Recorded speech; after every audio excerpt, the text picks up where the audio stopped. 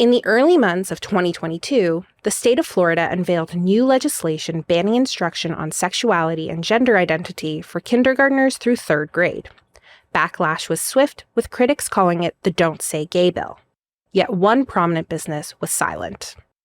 Disney, which operates the hugely profitable Disney World in the state, was apparently working behind the scenes to pressure legislators to reconsider the bill, but publicly opted not to make any statements on the issue out of concern of alienating some of its audience. But employees and socially progressive consumers noticed and soon started to pressure Disney to take a stance. When the company finally came out publicly against the bill, reaction from the socially conservative right, including the Republican governor of the state, was loud, with calls to boycott and punish the House of Mouse. With such a politically divisive topic, what was Disney to do? At one point in time, the general wisdom was that companies shouldn't weigh in on political issues because they really only had to lose in these situations. Now, more and more, consumers want companies to weigh in, and they interpret companies who don't weigh in on political issues as potentially being part of the opposition and disagreeing with their views. And if they were moral companies, then they would weigh in. I think in a lot of cases, for companies that have really wide bases, there is no winning. And it's the case that someone is always going to be alienated. That's Rhia Catapano, an assistant professor of marketing at the Rotman School of Management. She studies consumer psychology and persuasion, particularly around polarizing topics. And she says it's a really interesting time for brands trying to navigate sensitive issues. Companies are increasingly being drawn into the social and political maelstrom, and it's no longer whether they should weigh in on an issue, but how to manage the backlash from people who disagree. So how do consumers react when brands take a stance, and what, if anything, should companies do to get out in front of the bad press?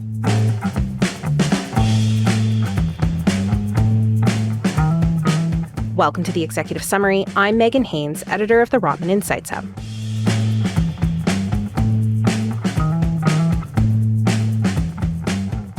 For companies looking to weigh in on politically or socially divisive topics, the first thing they often think about is losing customers. Boycotting brands isn't a new concept. If a company does something you morally disagree with, you stop buying their products. It's a way of quote-unquote voting with your wallet. And companies should be concerned when the word boycott starts being bandied about. But maybe not for the reasons they think, because it turns out consumers are actually pretty bad at shifting their buying patterns. Sometimes outside forces make us feel like we have to buy a product or service.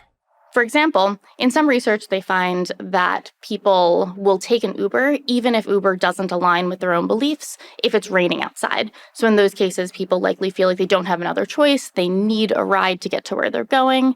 They don't want to walk in the rain. And as a result, will buy from Uber anyway. As consumers, not only are we good at justifying our purchases, we're really good at misremembering what we've bought when it conflicts with our morals. In one study, Rhia and her colleagues looked at purchasing behavior at Starbucks following the Trump administration's ban on Muslim travelers in 2017. In response to the executive order, Starbucks CEO Howard Schultz vowed to hire thousands of refugees. Those on the political right promised to skip their next grande order, while those on the left vowed to buy more from the coffee giant. Armed with actual purchase data from shoppers, as well as their political beliefs and their stated promise to buy or boycott Starbucks, Rhia found that there were no changes to purchase patterns. People who used to buy continue to, people who didn't buy continue to not buy, and there's not actually a relationship between people's political leanings and any actual behavior change, even though people think that they changed their behavior. But funnily enough, people believed they had boycotted or boycotted Starbucks, even when they knew Rhia and her team had the receipts to prove that they didn't change their behavior at all.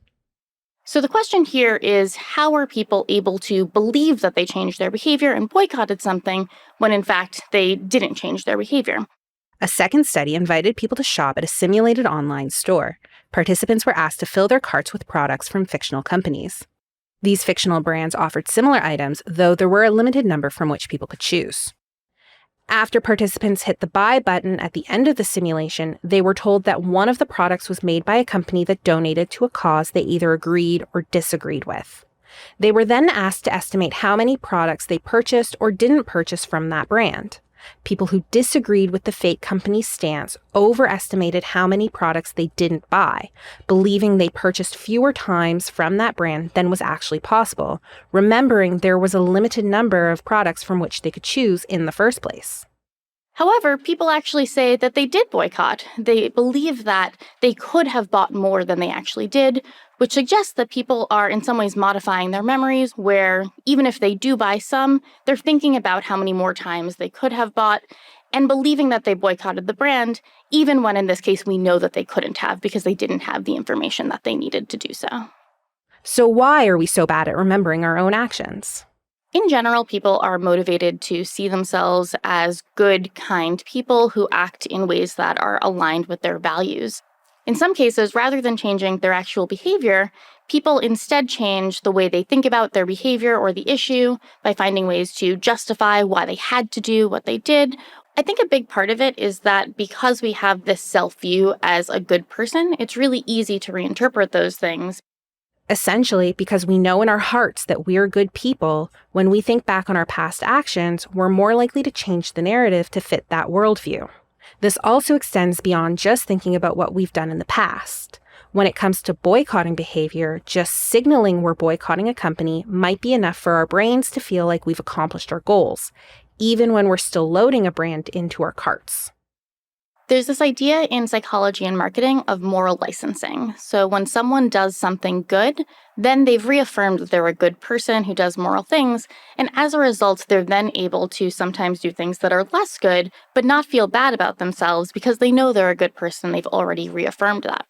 It's possible that people can share how they feel on social media, feel like they supported a cause by doing that, and then not worry as much about their actual behavior in terms of what they're purchasing or what companies they're engaging with, because they already feel like they've engaged with the cause productively by stating how they feel and by trying to propagate this message. So we justify our lack of actions when it's not convenient, we misremember what we bought or didn't buy when it doesn't align with our self-views, and we're likely to believe we've done enough just by signaling we plan on boycotting, even when we continue to purchase from a company. If consumers are so bad at boycotting, is there a reason for companies to worry when a message goes wrong?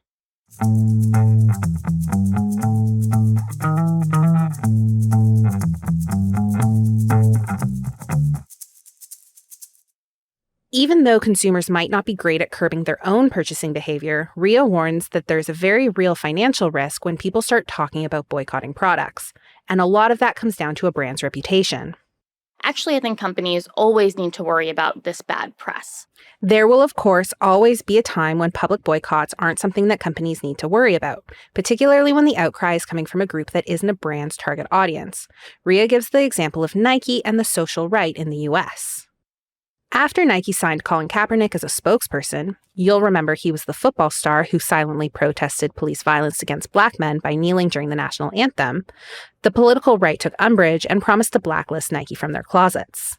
In fact, that wasn't Nike's core consumer base. So a big thing that helped Nike there is that any reputational cost with that group didn't hurt them, and the reputational gains with liberals did help them. Consumer backlash becomes problematic when it's your core audience who are alienated by your statement or views, particularly in the age of social media. Social media makes it much easier for information to propagate through networks really quickly and to be shared between people really quickly. Social media, by its nature, is a bit of an echo chamber.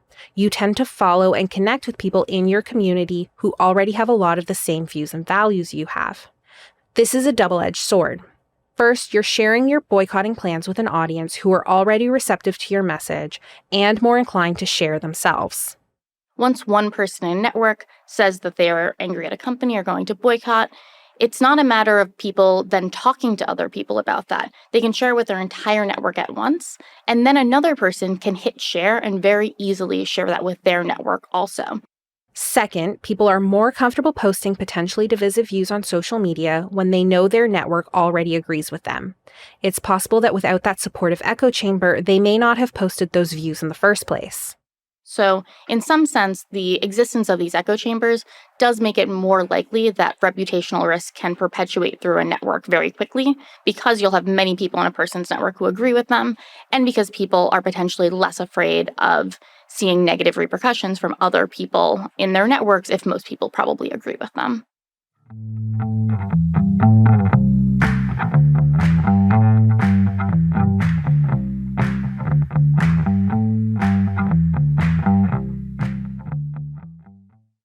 So, how can companies navigate politically and socially divisive issues? Rhia says they need to reflect on whether what they plan on saying publicly aligns with their actual practices and beliefs. It's hard to come out in support of, say, reducing CO2 emissions to fight climate change, only for it to be revealed that your overseas factories are flouting local environmental regulations. In a lot of cases, consumers view these political statements as being insincere, and that is very likely to lead to only negative things for the company, where people who agree with the company are not going to feel positively about a message if it feels insincere, and people who disagree with the company are still going to feel negatively towards that message. Another thing that companies need to think about when they're weighing in on these social issues is not just whether to weigh in, but how to weigh in. When we think about how we talk about potentially divisive topics, there are two ways we can frame it. We can come out in support of something. I support equal rights for women in the workplace. Or we can come out in opposition. I'm against gender discrimination in the workplace. It's the same concept, both advocating for women's equality, but they're framed differently. Rhia's latest research shows that how you frame your views matters in how effective you are at reaching your goal. Research shows that coming out in favor of something, showing your support, is good because people are eager to share that message with their own groups. They like it, it resonates with them. So if you want consumers to amplify your message or to garner more advocacy on an issue, you want to frame it as a supportive message, particularly when you're talking to people who already agree with your point. Although people want to share what they support, I find that this isn't actually always the best strategy if you want to engage with people who disagree with you and foster receptiveness. So what I find is that when you talk about what you support, people who agree with you on that issue are very receptive to what you're saying because they see the issue in the same way. On the other hand, when you're talking about what you support for people who disagree with you, that's going to feel less aligned with the way they view the world. Essentially, when you're trying to persuade someone to come over to your side of a debated topic, it's more effective to come out against something. We're against gender discrimination. We're against climate change. We're against racial profiling, etc. When you're talking about what you oppose, in some ways, you're conceding part of the argument to them where you're recognizing the validity of their worldview and the way that they want to talk about it. So by talking about what you oppose and what they support, you're sort of meeting someone on their own turf. And as a result, they're more willing to engage in that conversation and more receptive to what you have to say because it seems like you're trying to work with them also. I also find that people believe that when you're expressing opposition, you're more receptive to the other side. When companies weigh in on these topics, they need to think long and hard about the goal of their message. Are they just trying to show support of a cause, or are they actually trying to change mindsets? Companies should also think seriously about how their consumer base will realistically respond and whether they can actually handle the bad press if there's a disagreement. Because walking your statement back in the face of consumer backlash can be more detrimental than not having said anything in the first place. People who disagree with the company are going to continue to be angry that the company said this, and people who agree with the company are going to be angry that they backed down on what they said that they believed. There will be times an organization and its consumers disagree on important issues, and this is going to be a real challenge for companies, and there is no easy fix. I think the reality is that for companies who disagree with their core consumer base on important issues, it's very difficult to weigh in on those issues because it's only going to alienate the people who they need to support their company financially. But not all is lost. So it's important to think about, in some cases, whether the company needs to evolve and think about other consumer bases that are better aligned with the company's core values. And although in the short term it might hurt the company, thinking about whether in the long term there's another consumer group they can target that will be better aligned with their core values and be a good long-term strategy, even if it takes time to move from one consumer group to another. So it makes the most sense for the company to just stick to what are their core values and what can they do that will align with what they've done in the past and what they want to do moving forward, rather than trying to please everyone.